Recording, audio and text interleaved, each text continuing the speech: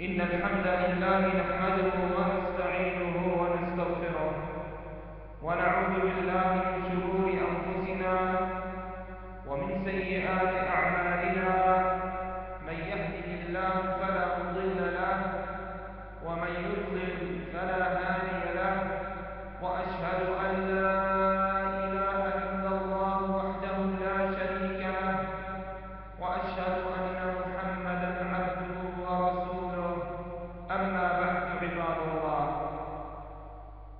فيجب على كل شاب أن يتقي الله عز وجل ولا يعصي الله عز وجل، فإنهم يرتكبون جريمة، ويا لها من جريمة، إنها جريمة الزنا.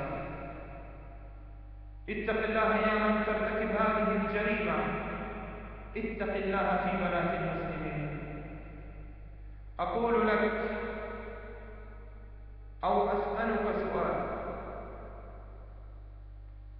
هل ترضى أن يزنى بأختك أم لا؟ إذا أجبت بلا فأنت رجل. ولماذا عندما تقول لا تعمل هذا الشيء مع بنت الأخرى؟ لماذا يا أخي؟ فعليك أن تتقي الله عز وجل وأن تبتعد عن هذا الشيء وأن تتوب إلى الله عز وجل.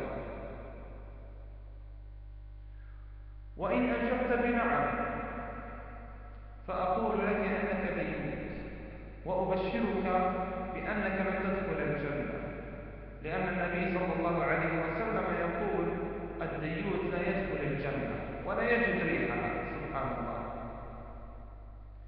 اتق الله يا أخي، اتق الله يا من لا تضاع على أختك وأمك. اتق الله، فإنها جريمة الزنا من أعظم الجرائم وأبشعها وأفظعها.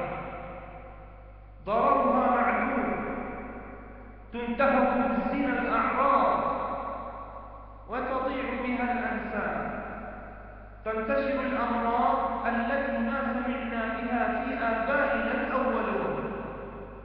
والقاعدة الشرعية تقول: إن الله إذا حرم شيئا حرم كل الأشياء الموصلة إليه. فسد الله أبواب الزنا وقال: لا تقربوا الزنا.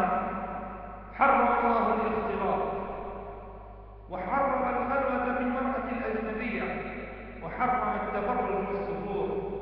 فيقول الرسول صلى الله عليه وسلم: يا معشر الشباب، من استطاع منكم الباعة فليتزوج، فإن لم يستطع فعليه بالصيام فإن له وجاء.